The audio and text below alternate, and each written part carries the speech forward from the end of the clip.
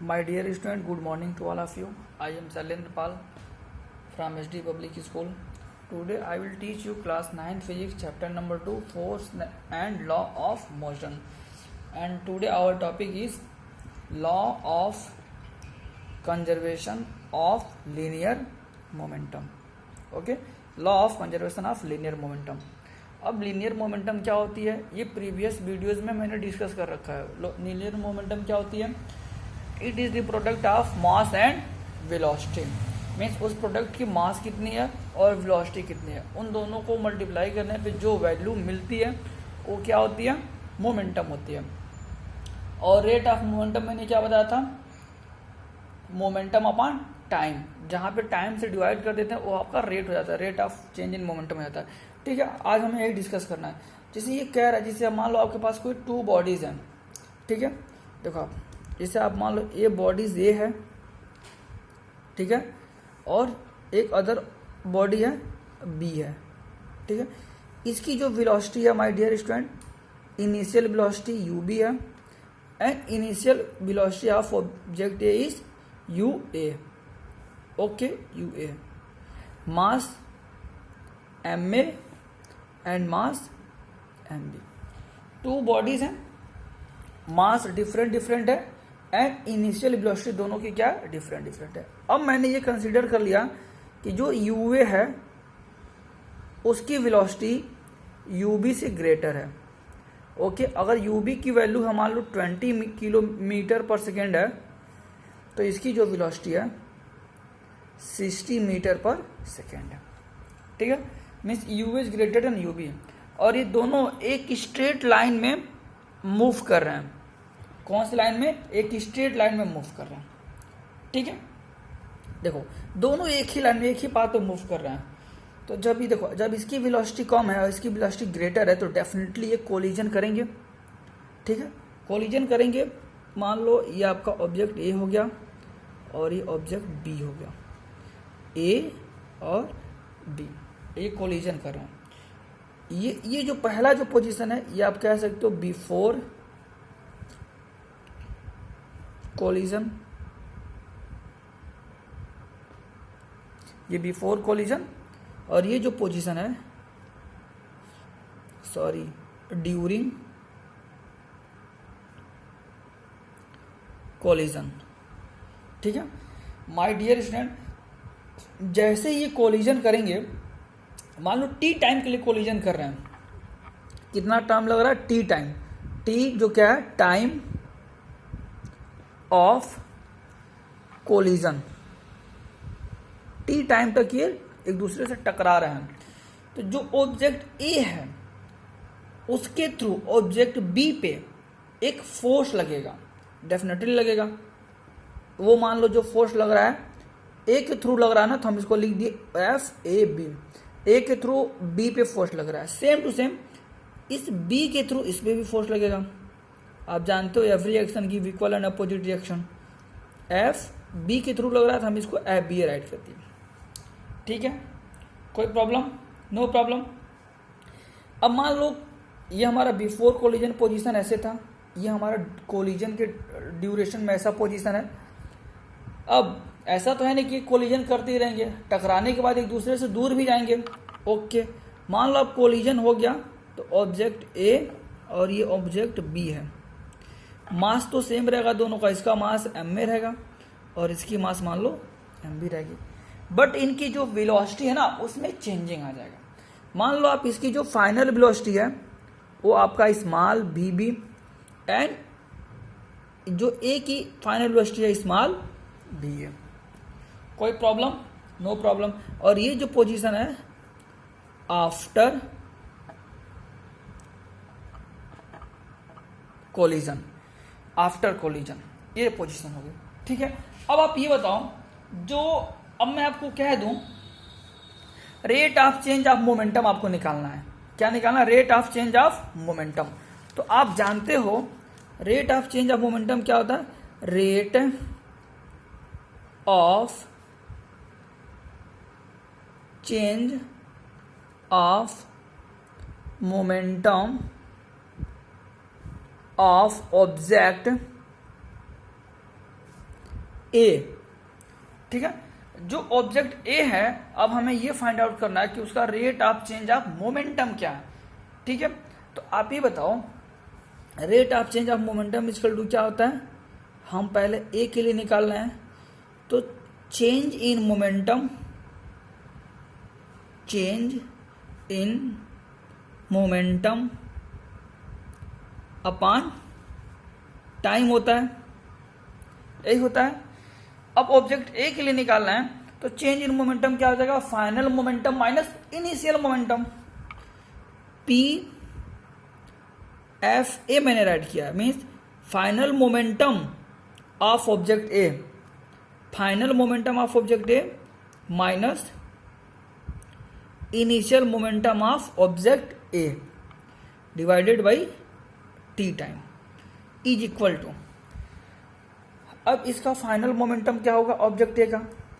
देखो अभी मैं केवल ऑब्जेक्ट ए की बात कर रहा हूं, ऑब्जेक्ट बी के बारे में डिस्कस नहीं कर रहे हैं। इसका फाइनल मोमेंटम हो जाएगा M A into V A, final mass into final velocity, तो ये हो जाएगा M A into V A minus initial momentum क्या हो जाएगा इसका, देखो इनिशियल मोमेंटम हो जाएगा M A into U A, M A into U A upon T. ये आपका हो गया इक्वेशन नंबर फर्स्ट हो गया। Any problem? ऐसे ही सेम टू सेम अगर मैं आपको कह दूं rate of change of momentum of object B, ठीक है, ऐसे ही हम निकालते हैं rate of change of momentum of object B. तो rate of change of momentum of object B equal to हो जाएगा final momentum of object B minus initial momentum of object B. अब इसका फाइनल मोमेंटम क्या होगा my dear student, देखो final velocity B B है, mass कितना M B है, तो इसका फाइनल मोमेंटम हो जाएगा M B into V B, minus कर लेंगे इनिशियल मोमेंटम क्या हो जाएगा, इनिशियल मोमेंटम क्या है M B into U B, हम यहाँ पर राइट कर लेंगे M B into U B divided by time T, equation number 2, ठीक है। Object A and object B का हमें फाइनल और इनिशियल मोमेंटम मिल गया।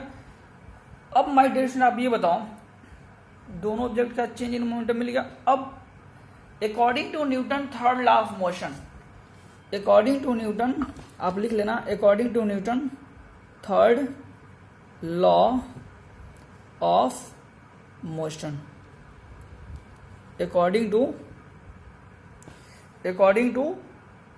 थर्ड लॉ ऑफ मोशन क्या होता है, every action give equal and opposite reaction, यही होता है ना। मीन्स जो ये फोर्स है एफ ए बी और एफ बी ए, ये दोनों इक्वल होगा, बट इनका जो अपोजिट डायरेक्शन में होगा। अगर हम इसको प्लस ले लेते हैं तो हम इसको क्या ले लेंगे, माइनस ले लेंगे। चलिए वैसे कर लिए। अब एफ ए बी की वैल्यू हम पुट कर देते हैं, एफ ए बी के प्लेस पे वैल्यू क्या आई है, ओके पहले हम एफ ए बी का दिखाते हैं हम आपको। एफ ए बी की वैल्यू आई है M A V A minus M A U A upon T, हम इसको पुट कर लेते हैं M A B A minus M A U A upon T, और ऐसे ही इसकी भी वैल्यू पुट कर लेंगे, इसकी वैल्यू हो जाएगी M B B B minus M B U B divided by T. Okay, T से टी कैंसिल हो गया। ओके, अब ये हो गया M A B A minus M A U A equal to, देखो माइनस है ना, माइनस इसमें मल्टीप्लाई होगा तो ये माइनस हो जाएगा, और ये वैल्यू किसमें हो जाएगी, प्लस में, definitely minus M B B B minus minus plus M B U B, ठीक है। अब ये वैल्यू इधर माइनस है, इसको हम इधर मूव कर लेंगे, और यहाँ पे ये वैल्यू माइनस है, इसको हम यहाँ मूव कर लेंगे, तो साइन चेंज हो जाएगा, ये हो जाएगा M A B A plus, इधर आएगा तो प्लस हो जाएगा M B B B is equal to M, ये इधर आएगा तो प्लस हो जाएगा M A U A plus M B U B. देखो माय डियर स्टूडेंट, आपको यहाँ पे ध्यान देना, मोस्ट इंपॉर्टेंट है। अब आप ये बताओ, एम ए भी ये ऑब्जेक्ट ए की फाइनल मोमेंटम है, ये ऑब्जेक्ट ए की फाइनल मोमेंटम है, प्लस एम बी भी ये ऑब्जेक्ट बी की फाइनल मोमेंटम है।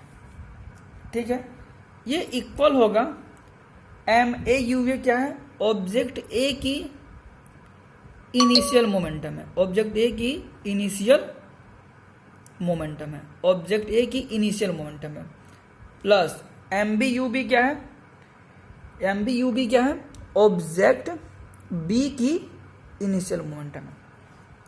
इस प्रॉब्लम को सॉल्व करने से यही फाइंड आउट होता है कि कोई ऑब्जेक्ट है उसका जो फाइनल मोमेंटम है, दोनों ऑब्जेक्ट है जो फाइनल मोमेंटम है उनका सम और उनका जो इनिशियल मोमेंटम उनका सम, ये ऑलवेज क्या होते हैं, इक्वल होते हैं। देखो ये हमारा दोनों का इनिशियल मोमेंटम हो गया, M A U A plus M B U B initial momentum हो गया जब कोलिजन नहीं हुआ था, मीन्स स्टार्टिंग का मोमेंटम ये यहाँ पे जो मोमेंटम होगा, इसका जो मोमेंटम होगा प्लस इसका जो मोमेंटम होगा, इनका जो सम होगा वो इक्वल होगा फाइनल मोमेंटम के बराबर। Okay, law of conservation of momentum यही फाइनल है कि जो इनिशियल मोमेंटम होता है उनका सम और जो फाइनल मोमेंटम होता है उनका सम, ये डेफिनेटली ऑलवेज इक्वल होता है। एक ही कंडीशन में एप्लीकेबल नहीं होगा, जब उस पर कोई एक्सटर्नल फोर्स अप्लाई कर रहा हूँ, मीन्स अगर इस पर कोई एक्सटर्नल फोर्स वर्क नहीं कर रहा हो, उस कंडीशन में sum of initial momentum is always equal to sum of final momentum. Okay, हम इसको ऐसे राइट कर सकते हैं अपने वर्ड में, मीन्स देखो sum of momentum of object remains constant before and after collision, means collision से पहले जो उसका मोमेंटम है उनका sum and after collision, collision के आफ्टर उसका जो मोमेंटम है उसका सम, ये ऑलवेज क्या होते हैं, कांस्टेंट होते हैं। कंडीशन क्या होता है, if no external unbalance force act on it, उस पर अगर कोई एक्सटर्नल अनबैलेंस फोर्स वर्क नहीं कर रही है, in this condition sum of momentum of object before collision and after collision always equal. Please यहां से स्टार्ट हुई है, आप इसको स्टॉप करके प्लीज आप ये नोट्स प्रिपेयर कर लो, आप most important for you. Next step यहाँ पे, ठीक है, आप इसको प्लीज इनको राइट कर लेना, नोट्स आपको बनानी है। Okay my dear student, and also आप इससे भी नोट्स बना सकते हो, ये भी आपके लिए वर्क मैंने कर रखा है। देखो आप law of conservation of linear momentum यहाँ से स्टार्ट हुआ है, आप ये भी राइट कर सकते हो। After that right this, way right कर लो, ऐसे राइट करके, और ये फाइनल स्टेटमेंट आप राइट कर दो। यहाँ पे मैंने कंजर्व लिखा है, कंजर्व मीन्स क्या हो जाएगा, constant. Okay by two all of you and enjoy this video. Okay by two all of you.